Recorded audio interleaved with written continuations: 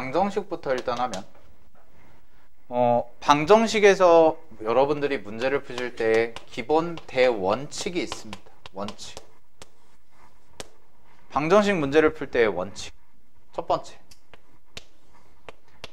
그래프를 그렸을 때 생기는 실근은 그래프의 교점은 우리가 얘를 식으로 바꾸면 방정식의 실근과 같습니다. 교점의 좌표는 방정식의 실근이다. 이게 첫 번째. 이거는 수학상 과정에서도 2차 함수 공부하시면서 교점의 개수가 실근의 개수가 되기 때문에 2차 함수가 교점이 두 개랑 x축이랑 두 개랑 만나면 판별식이 뭐보다 크다? 0보다 크다? 뭐 이런 식으로 했잖아요. 그죠? 요거는 많이 들어보셨을 것 같아요. 그게 이제 124페이지에 있는 내용인데 요 정도는 많이 들어보셨을 것 같은데 두 번째가 뭐냐면 두 번째가 잘 봐. 이거는 이제 문제 접근 방법인데 문제에서 만약에 문제에서 함수 어쩌고 저쩌고 막 이렇게 주죠. 그럼 함수를 대변하는 애는 누구냐? 그래프입니다. 문제에서 그래프를 줬거나 아니면은 함수 fx는 어쩌고 저쩌고 저쩌고의 성질을 갖고 있습니다 라는 말이 나오면 여러분들은 실제 니네가 풀어나가는 과정, 풀이를 할 때는 문제의 답을 찾을 때는 반드시 방정식 세워서 풀어야 된다 예요.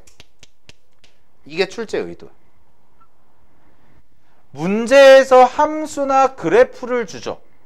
함수나 그래프를 줬는데 여러분이 함수에만 꽂혀가지고 함수의 이론으로 자꾸 접근하려고 하다 보면 문제가 안 풀릴 거라고. 그래서 문제에서 주는 방정식이나 함수라는 내용이나 이런 게 보이면 그리고 뭐 교점의 좌표를 구해라 혹은 실근을 구해라 이런 얘기가 나오면 이걸로 풀어야 돼. 식 세우란 얘기예요. 자, 근데 반대로 문제에서 방정식 어쩌고 저쩌고 얘기해요. 방정식에 뭐 실근이 어떻게 되고 뭐 어떻게 되고 막 이렇게. 그럼 얘가 말하는 거는 보통 얘를 대변하는 건 뭐냐? 실근입니다. 방정식을 대변하는 건 실근이죠. 대표하는 애. 그럼 이거는 풀이를 뭘로 해야 됩니까? 라고 얘기하면 그래프 그리라는 얘기예요. 이 개념이 잘 머릿속에 정립이 되어 있으면, 잘 잡혀 있으면 함수 문제를 방정식으로 바꿔서 풀어야겠다라는 생각을 할 수가 있고 방정식이 어쩌고 저쩌고 하는 거 다 중요치 않아. 그냥 그래프 그려서 풀어야겠네 라고 생각을 하시면 된다. 근데 이게 잡히는데 좀 걸려요. 지수로그 함수나 삼각함수도 마찬가지예요. 다 적용돼요. 얘는. 이게 비단 지금 우리가 하는 3, 4차 함수에 대한 내용뿐만 아니라 지수로그 함수에서도 똑같이 적용이 되고 삼각함수에서도 똑같이 적용이 될 거예요. 오케이? 자, 근데 볼게요. 그러면 뭐 당연한 얘기를 하고 있습니다. 124페이지 보면 일단 첫 번째, 방정식의 실근의 개수는 함수의 그래프와 x축의 교점의 개수와 같다? 당연하죠. 왜? 실근이 곧 교점이니까. 왜 실근이 교점이 되는지는 제가 설명드렸었습니다. 예전에. 어려운 거 아니니까 다시 한번 얘기해 줄게. 좌표 평면에 표시할 수 있는 점들은 누구밖에 없어요? 실수밖에 없다고 그랬죠. 허수는 안 된다고 그랬죠. 그러니까 두 가지 식이 그리는 점들의 집합과 어떤 fx라는 식이 만드는 점들의 집합과 gx라는 식이 만드는 점들의 집합이 만난대. 그럼 그 얘기는 fx도 만족하고 gx도 만족하는 거 아니야? 근데 니네 눈에 보이는 건 뭐밖에 없다고? 실수밖에 없다고. 그래서 실근이야, 걔가. 그렇게 이해하시면 돼요, 그냥. 좌표 평면이라는 공간에는 허수는 존재하지 않습니다. 쓸 수가 없습니다. 그게 허수의 정의니까. 실수의 정의이기도 하고. 오케이? 그래서 그래프가 두 점이 만난다? 얘랑 얘랑 같다고 놓고 식을 풀면 만족하는 x값이 두 개구나. 이렇게 해석하라는 얘기예요. 오케이. 자, 다음에 125페이지 갈게요. 요거는 외워두시면 좋긴 좋아요. 기본 문제 풀 땐 되게 좋거든. 근데 조금만 난이도 높아지면 이게 무용지물이 되기는 하는데, 자, 3차 방정식의 근해 판별이라고 되어 있어요. 자, 요거를 내가 설명을 해드릴게요. 여기 봐봐. 3차 방정식은 판별식이 있어요, 없어요? 없어요. 안 배우죠? 그죠? 그런데 3차 방정식이 가질 수 있는 근해 종류는 3차 방정식을 풀었을 때 여러분들이 근을 구할 수 있는 종류는 몇 가지일까? 근의 종류가 어떻게 나올까? 2차는 쉽잖아. 2차는 어떻게 나와? 실근 2개, 중근 하나, 허근 2개. 얘는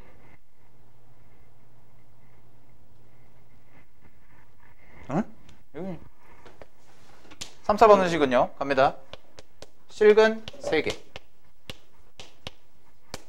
세실근, 서로 다른 세실근, 중근 하나, 허근 하나, 허근이다 붙였지. 실근 하나, 실근 하나, 허근 2개, 하나 더 있어. 마지막 3중근. 얘는 완전 세제곱식. x-1의 세제곱은 0이다. x는 뭐다? 1 하고 3중근이라고 써야 맞는 표현이에요. x-1, x-1, x-1 3개가 겹쳐있잖아. 그러니까 3중근이라고. 이건 완전 세제곱. 근데 이거는 뭐 흔하게 나오는 경우는 아니라서 이거밖에 없는 경우라. 이거 제외하고 기본적으로 요렇게 세 가지. 자, 그럼 여러분들이 대충 감은 오실 텐데 이거를 무슨 우리 영어 단어나 국어 단어 외우듯이 외우지 말고 잘 봐. 실근 있죠. 얘도 실근 있죠. 얘도 실근 있죠. 3차 방정식은 그러면 서로 다른 세 허근을 갖는 경우는 있다 없다? 없다예요. 없어요. 왜? 왜가 중요하죠. 왜? 왜? Why? 왜 허근이 안 생길까? 서로 다른 세 허근. 그럼 바꿔서 얘기하면 이런 얘기 아니야? 실근이 x축과의 교점이라고 우린 해석하기로 했잖아요. 그죠? 그러면 3차 방정식을 풀면 무조건 아무리 못해도 x축과는 몇 개의 점에서 만난다? 하나에서 만난다예요. 그 이유 간단해요. 이렇게 가서 그래요. 한쪽이 밑으로 내려가면 한쪽은 무조건 위로 올라가는 구조죠. 3차는. 근데 홀수차 항이 다 그래요. 이거 1차죠. 얘는 이쪽으로 가면 플러스고 이쪽 반대로 가면 마이너스죠. 즉 x가 마이너스 무한대로 가면 무조건 밑으로 내려가고 x가 무한대로 가면 1로 올라가거나 아니면 반대가 되거나. 이런 걸 유식한 표현으로 뭐라고 얘기하냐면 이거는 이제 미적분 가서 하는 건데 양 끝값이라고 그래요. 정의역의 양 끝값. 그리고 그걸 판단하는 기준이 뭐냐? 극한이에요. 함수의 극한. 그래서 고1 때는 안 배우죠. 근데 여러분들 함수의 극한을 배웠으니까 그냥 어떻게 생각하시면 되냐면 홀수차 함수는요 1차나 3차 뭐 5차도 있지만 우리가 배우는 건 1차 3차니까 1차나 3차는요 양 끝값 즉 x가 무한대로 갈 때와 x가 마이너스 무한대로 갈 때의 부호가 항상 달라요. 항상 달라요. 한쪽이 플러스 개념으로 가면 한쪽이 무조건 마이너스로 갈 수밖에 없어요. 그러니까 무조건 실근이 하나 생길 수밖에 없는 거예요. 근데 짝수차는 다르죠. 여러분들 아는 거 이거. 얘도 플러스로 가죠. 얘는 플러스로 가죠. 그러다 보니까 꼭 x축이랑 만날이란 보장이 있어 없어? 없죠. 그죠? 4차도 마찬가지죠. 이 양 끝값이 얘 무한대 얘도 무한대니까 항상 양수로 가죠. 반대도 방향이 같죠. 그러니까 x축이랑 항상 만난다? 아니에요. 이렇게 그려줄 수도 있다는 거야. 아예 떠버린. 교점이 안 생기지. 그러면 바꿔서 얘기하면 4차 방정식이 그러면 그럼 선생님 4차 방정식은 허근 4개 가질 수 있나요? 네. 가질 수 있어요. 대표적인 거. x제곱이 마이너스 16이다. 이런 애들. 오케이? 허근 2개. x 4제곱이 마이너스 16이다. 뭐 이런 것도 가질 수 있어요. 허근이 4개가 생길 수 있다는 거. 자. 뭐 이거는 이제 배경적인 얘기고. 그러니까 봐봐. 이 3, 4차는요. 수투에서 3, 4차는 진짜 공부를 하면 할수록 늘어요. 뭐가 느냐면 시야가 늘어요. 지금은 여러분들이 처음 배우는 과정이기 때문에 제가 교과서적인 표현으로 많이 설명을 해주는 거야. 그래서 이렇게 되고 이렇게 되고 이렇게 되고 이렇게 되고 이렇게 되고 하는 건데 사실은 되게 많이 그냥 원론적인 거를 자꾸 생각을 하시다 보면 3차 함수나 4차 함수의 그래프 개형이라든지 어떤 식이 주어졌을 때 그래프가 왜 그렇게 그려진다는지를 계속 고민하다 보면은 이런 사실들이 굳이 뭐 여기 나온 것처럼 뭐 극대 곱하기 극소를 해야지 0보다 작으니까 세실근을 갖는다 이런 개념 자체가 사실 무의미해지는 거예요. 그 공식을 외운다는 게. 당연히 그래프가 이렇게 그려지기 때문에 실근을 3개밖에 가질 수밖에 없구나. 이렇게 가버린다고. 그러니까 모든 배웠던 것들이 결국 결론이 어디로 가냐면 그래프로 귀결이 돼요. 근데 그거를 처음 배울 때부터 한 방에 이해를 하려고 그러면 양이 너무 많아요. 그 내용들은. 쉽게 와닿지도 않고. 그러니까 일단 항목화해서 한 건데 나중에 여러분들이 이거 하고 또 한 번 수투 반복하고 실제 내신 볼 때나 나중에 수능 볼 때까지 어려운 문제나 이런 걸 계속 연구하고 하다 보면 고민하다 보면 지금 여러분들이 배운 게 자연스럽게 이해가 돼요. 그냥 외울 필요도 없어요. 당연히 이렇게 될 수밖에 없구나. 이게 수학원이랑 수학2 그러니까 미적분이랑 그냥 일반적인 함수의 약간의 차이점이거든. 그래서 일단은 교과서정에 나와 있는 핵심적인 거를 위주로 정리를 먼저 해놓으시고 또 보실 거예요. 계속 봐야 돼요. 그러니까 계속 보고 문제 풀어보고 연습해보고 해야 되는 건데 자 봐봐.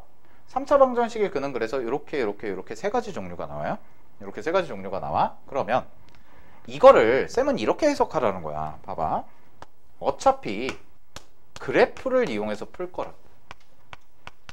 쌤이 얘기했죠.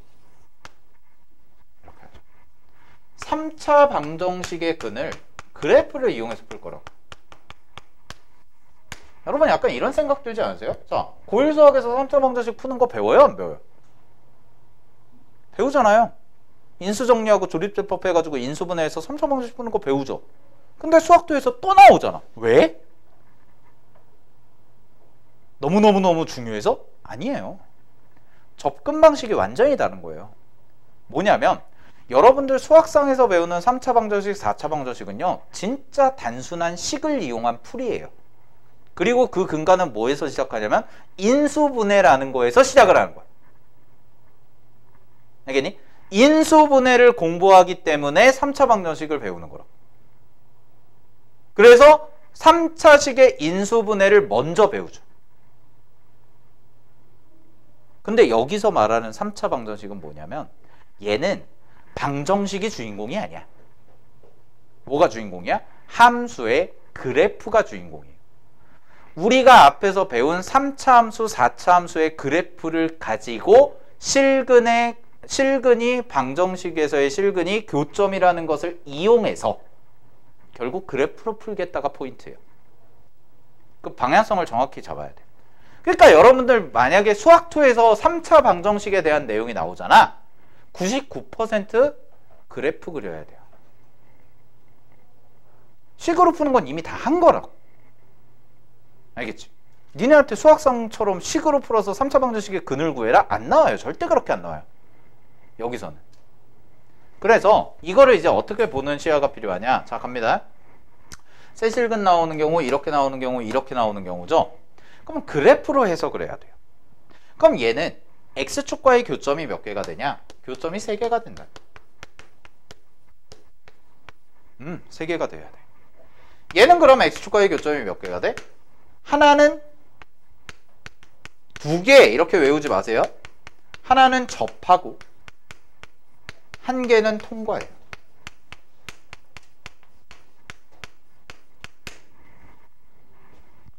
교점 2개 이게 중요한 게 아니야. 한 개는 접하고 한 개는 통과예요. 얘는 한 개만 통과하죠. 그럼 얘는 다 뭐냐면 얘는 3개가 다 통과하는 거야. 3개가 통과하는 거야. x축, y축. x축을 통과하는 거야. 즉 뚫고 지나가요. 그러면 실근이 3개예요.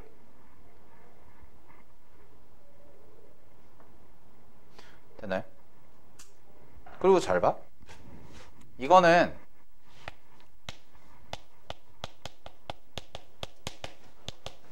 좀 심한데 여기 봐. 이번엔 거꾸로 그래프만 보고 식 세울 수 있거든. 이거는 그냥 참고로 알아두세요. 식 세울 때 되게 편한데 나중엔 되게 중요한 건데 미리 가르쳐 줄게. 자 봐봐. 그래프가 이렇게 지나가는 그림이 하나가 있고요. 이렇게 지나가는 형태가 있고 이렇게 지나가는 형태가 있어요. 자, 봐봐. 얘를 쌤은 뭐라고 부르냐? 그냥 통과라고 해요. 통과. 얘는 뭐라고 부르냐? 얘는 그냥 튕기는 애예요. 튕김? 약간 이상한데? 바운스라고 하거든, 영어로. 퉁 하고 밖으로 튀어나가네. 얘는 뭐냐? 얘는 뚫고 접해요. 뚫으면서 접하는 애. 뚫접이에요. 뚫으면서 접하는 애. 그럼 이게 어떤 특징을 갖고 있냐면 이게 나중에 어떤 데 도움이 많이 되는지까지 보여줄게. 통과하죠. 통과하면 요 지점 A라고 하고 요 지점 B라고 하고 요 지점 C라고 해볼게. X좌표를. 잘 봐. 어떤 함수 그래프가 이렇게 통과하죠. 그러면 요 함수의 식은 무조건 x-a를 인수로 가져요. 1차를. 그 다음에 얘 접하죠. 튕기죠. 그러면 얘는 무조건 제곱을 인수로 가져요. 이것만 보고도. 얘 뚫으면서 접하죠. 그럼 얘는 무조건 세제곱을 인수로 가져요. 그러면 이게 얼마나 도움이 되냐면 이게 머릿속에 박혀 있으면 잘 봐. 어떤 4차 함수 그래프를 그렸는데 어떤 4차 함수 그래프가 이렇게 됐다가 이렇게 됐다가 이렇게 가는 그래프래. 그래서 이 지점이 2고 이 지점이 5래. 만약에 이 식이 뭐니? 보는 순간 이거야. fx는 최고차 한계수 1이라고 하면 이거 딱 보는 순간에 x-2 곱하기 x-5의 세제곱이야. 끝. 이거야. 이렇게 간다. 이게 4차예요. 그리고 이게 여러분들이 해야 될 거예요. 앞으로.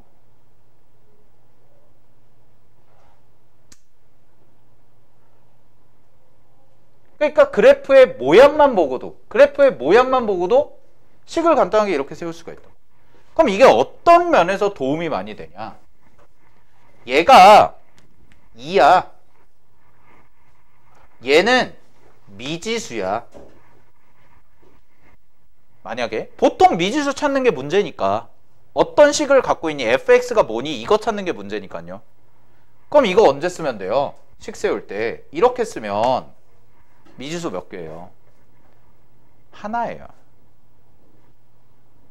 하나예요. 근데 원래 4차면은 미지수 몇 개예요? x4제곱 더하기 ax 세제곱 더하기 bx 제곱 이렇게 가야죠. 미지수를 획기적으로 줄여버린다. 알겠습니까? 오케이? 그러니까 사실 거기 나와 있는 거를 외우는 게 별 의미가 없어요. 그냥 저기서 지금 우리가 쌤이랑 공부하는 거는 정말 이제 기본 내신 문제 풀 때는 많이 써요. 기본 내신 문제 풀 때는. 근데 나중에 어떤 수능이라는 시험이나 내신에서 나오는 고난도 문제를 푼다? 그러면은 뭐 이런 식으로 자꾸 해석하는 능력을 길러야 돼요. 함수를. 외우는 게 아니에요. 그때부터. 오케이? 뭐 요거는 그냥 알아두시면 되게 편해서 나중에 문제 풀 때 알아두시고.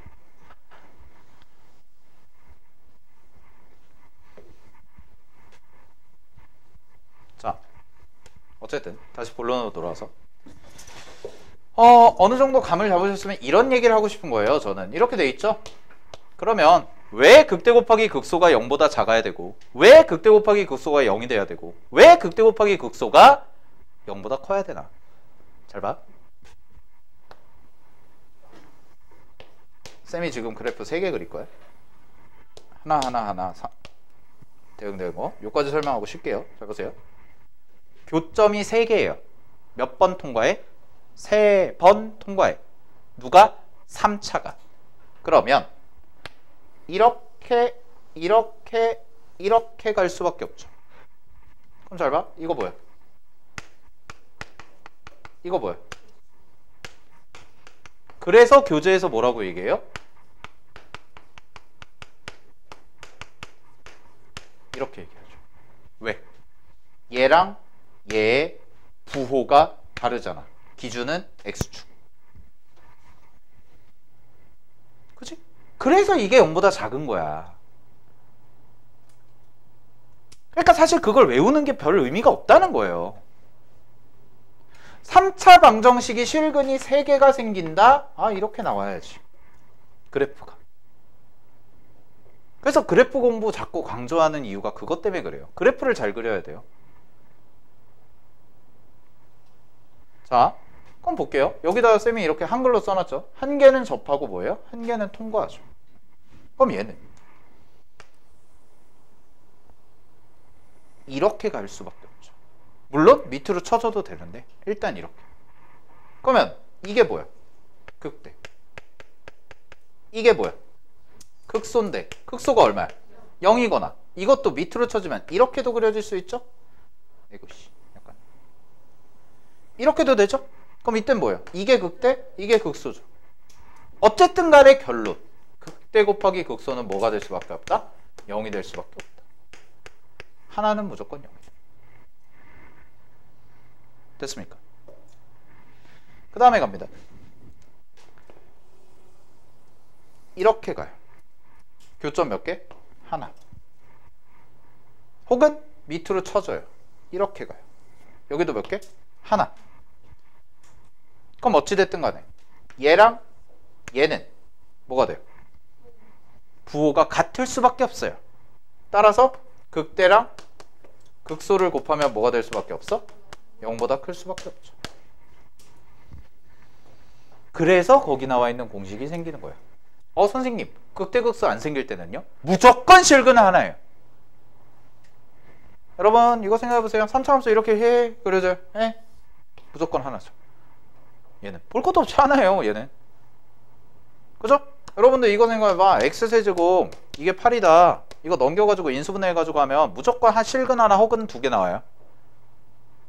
얘가 실근 3개 가질 수 있나요? 아니요. 없죠. 오케이. 자, 정리하시고요.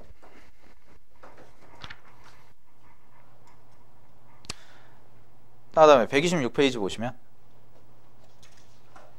그거는 그냥 말로 설명할게요. 쉬운 거라서.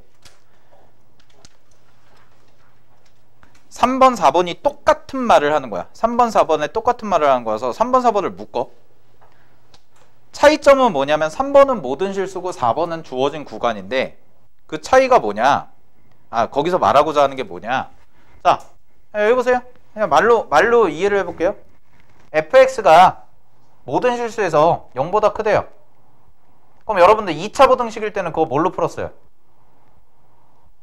우리 2차에서 이렇게 돼 있고 이게 모든 실수에서 0보다 크대. 그럼 x축보다 항상 어때야 돼?